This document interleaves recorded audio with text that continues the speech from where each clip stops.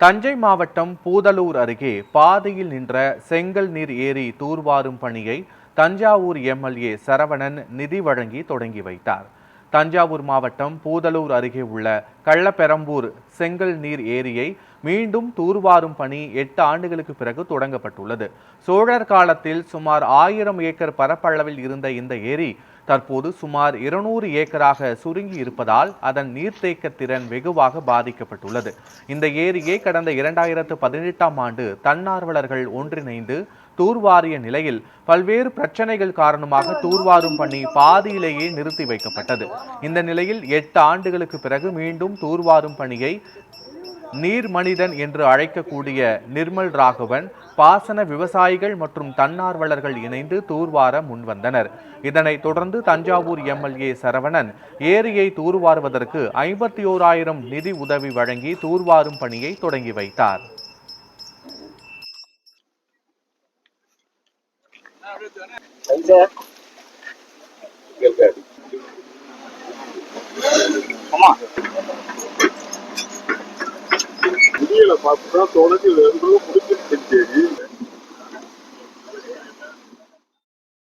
திருவையாறு சட்டமன்ற தொகுதிக்கு உட்பட்ட பகுதியில் அமைந்துள்ள சுமார் 650 ஏக்கர் பரப்பில் உள்ள இந்த ஏரி 2500 ஏக்கருக்கு மேற்பட்ட பாசன பரப்புகளுக்கு பயனுள்ளதாக அமைந்திருக்கிறது. இந்த ஆண்டுல பாத்தீங்கன்னா பருவமழை தவறிடுச்சு, மேட்டூர் அணையிலிருந்து நீர் வரல. இந்த மாதிரி நேரத்துல நீர்நிலைகளை பாதுகாக்க வேண்டியது நம்முடைய கடமை.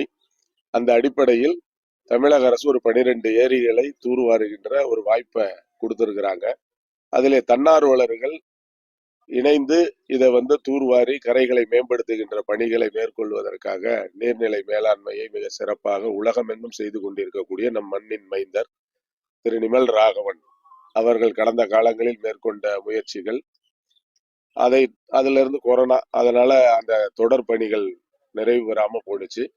மீண்டும் அதை தொடர்ந்து செய்ய வேண்டும் என்கிற பேராவலோடு அவர்கள் முன்வந்திருக்கிறார்கள். அவர்களோடு செங்கல் நீர் ஏரி சீரமைப்பு குழுவினர் சகோதரர்கள் அண்ணன் குலோத்துங்கன், ரவி உள்ளிட்ட நிறைய பேர் இணைந்து ஒரு லிட்டர் டீசல் கூட நீங்க வாங்கி கொடுங்க அப்படின்னு சொல்றது எல்லோருக்குமான வாய்ப்பை கொடுத்து எல்லோருக்கும் உரிமை இருக்கிறது என்பதை நிலைநாட்டுகின்ற ஒரு செய்தியாகவே நான் அறிகிறேன்.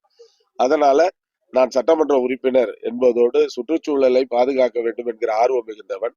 அதை போன்ற எண்ணம் உள்ளவர்களோடு இணைந்து ஒரு 51,000 ரூபாயை இங்கே வழங்கி இருக்கிறேன். அதே போல தமிழக வெற்றி கழகத்தின் விவசாய அணி சார்பில் திரு மணிகண்டன் அவர்கள் 10,000 ரூபாய் வழங்கி இருக்கிறார்கள்.